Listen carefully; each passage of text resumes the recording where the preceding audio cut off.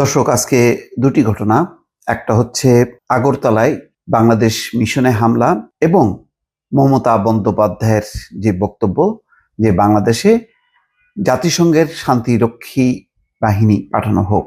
এই দুটি বক্তব্যে রীতিমতো তোলপাড় চলছে বাংলাদেশের রাজনীতিতে। মির্জা ফখরুল ইসলাম আলমগীর দুটি ঘটনারই প্রতিবাদ করেছেন।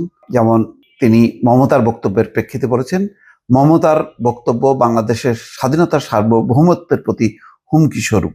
আর পররাষ্ট্র উপদেষ্টা একই বলেছেন, তিনি খুবই অসন্তুষ্টি প্রকাশ করেছেন এবং বলেছেন যে এটা মমতা ব্যানার্জি যে টাইপের বক্তব্য রাখেন ঠিক সেই টাইপের বক্তব্য। এটা তিনি এই বক্তব্যটাকে কোনোভাবেই ধর্তব্যে আনতে চাচ্ছেন না।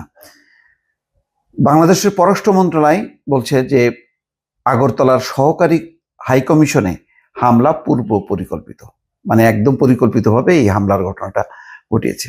অন্যদিকে দেখেন দর্শক, যে এই ঘটনাটি বলছে যে হাইকমিশনে হামলা সার্বভৌমত্বের উপর আঘাত, নাগরিক কমিটি। আগরতলায় বাংলাদেশের সহকারী হাইকমিশনে হামলা। আজকে মোটামুটি সমস্ত গণমাধ্যম জুড়ে, টেলিভিশনের সংবাদ জুড়ে এবং স্ক্রল নিউজ সবই হচ্ছে দুটি গুরুত্বপূর্ণ ঘটনা। একটা হচ্ছে আগরতলায় বাংলাদেশ মিশনে হামলা, আরেকটি হচ্ছে মমতা ব্যানার্জির বক্তব্য। ইতিমধ্যে ঢাকা বিশ্ববিদ্যালয় উত্তপ্ত হয়েছে। গণ অধিকার পরিষদ, ছাত্র পরিষদ এবং অন্যান্য ছাত্র সংগঠন ইতিমধ্যে কিন্তু মিছিল শুরু করেছে। আমরা দেখি যে কি বলছেন মির্জা ফখরুল ইসলাম আলমগীর। বাংলাদেশের প্রধান রাজনৈতিক দল বিএনপি বক্তব্য হচ্ছে মমতার বক্তব্য বাংলাদেশের স্বাধীনতার সার্বভৌমত্বের প্রতি হুমকি স্বরূপ। তিনি অবিলম্বে এই ধরনের বক্তব্য প্রত্যাহারের দাবি জানিয়েছেন।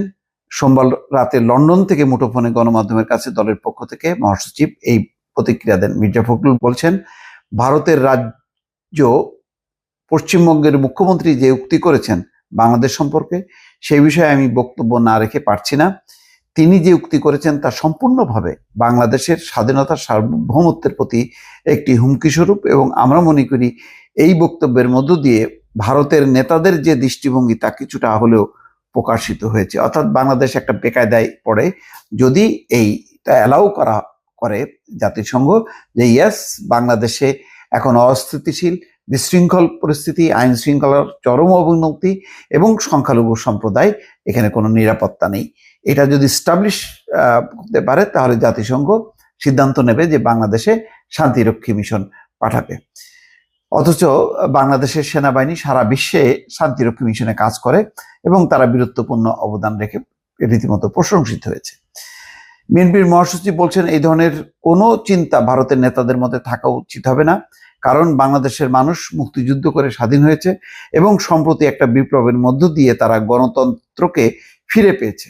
এদেশের মানুষ যে কোনো মূল্যে এই ধরনের চক্রান্তের বিরুদ্ধে রুখে দাঁড়াবে। দর্শক, গুরুত্বপূর্ণ বিষয়টা হচ্ছে যে এই যে হামলা হয়েছে, আরেকটি বক্তব্য যেটি হচ্ছে হামলার ব্যাপারে পররাষ্ট্র মন্ত্রণালয় কিন্তু সাংঘাতিক রকমভাবে রিয়াকশন দিয়েছে। বাংলাদেশের উত্তর পূর্বাঞ্চলীয় রাজ্য ত্রিপুরার রাজধানী আগরতলায় বাংলাদেশের সহকারী হাইকমিশন প্রাঙ্গণে হিন্দু সংঘর্ষ সমিতির সমর্থকদের হামলার ঘটনা বাংলাদেশ সরকারকে গভীরভাবে ক্ষুব্ধ করেছে। সেখানে নানা ঘটনার প্রভাব প্রমাণ করছে পূর্ব পরিকল্পিতভাবে মিশনের প্রধান ফটক ভেঙে প্রাঙ্গণে আগ্রাসনের অনুমতি দেওয়া হয়েছিল। পররাষ্ট্র মন্ত্রণালয় এক বিজ্ঞপ্তিতে এই তথ্য জানিয়েছেন। দর্শক, সমস্ত আমরা যদি কালবেলা দেখি সেখানেও আছে। আগরতলায় সহকারী হাইকমিশনে হামলার ঘটনায় বাংলাদেশের কড়া প্রতিবাদ।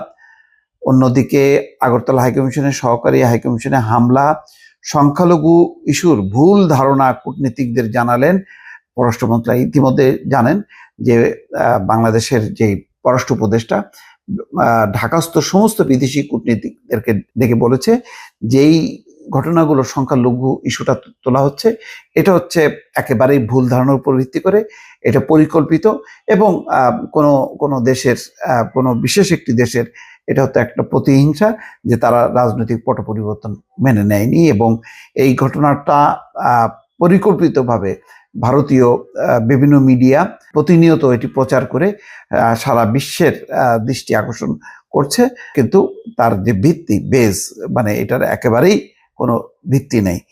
অন্যদিকে হাইকমিশনে হামলায় ভারত দুঃখ প্রকাশ করেছে, কিন্তু সমস্যা হচ্ছে যে ইতিমধ্যে দেখেন যে ঘটনা হাসনাত আব্দুল্লাহ বাংলাদেশ হাইকমিশনে হামলায় বিক্ষোভের ডাক দিয়েছে। ইতিমধ্যে ঢাকা বিশ্ববিদ্যালয়ে ব্যাপকভাবে প্রতিবাদ বিক্ষোভ চলছে।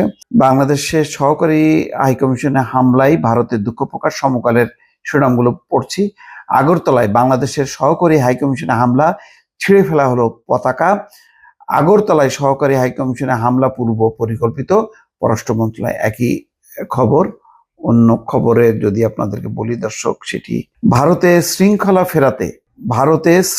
ফেরাতে শান্তি রক্ষা মিশনে সৈন্য বাড়াতে চায় বাংলাদেশ। বাংলাদেশ নিয়ে মমতার বক্তব্যের বিষয়ে যা বললেন পররাষ্ট্র মন্ত্রণালয়, বাংলাদেশ সহকারী হাইকমিশনে হামলা চালালো ভারতীয়রা, ছেঁড়া হলো পতাকা। বাংলাদেশের সহকারী হাইকমিশনে হামলা নিয়ে যা বলল ভারত, বাংলাদেশে শান্তিরক্ষী পাঠানো নিয়ে মমতার প্রস্তাবে যে প্রতিক্রিয়া জানালো বিএনপি। তবে ইন্টারেস্টিং হলো যে এই খবরটি অন্য কোথাও আসে নাই।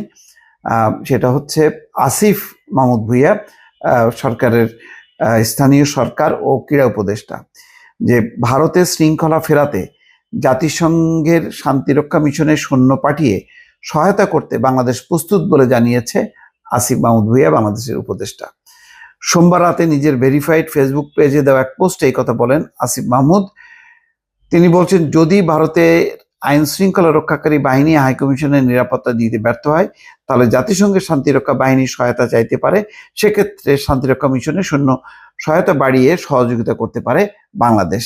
একটি নতুন প্রস্তাবনা দর্শক।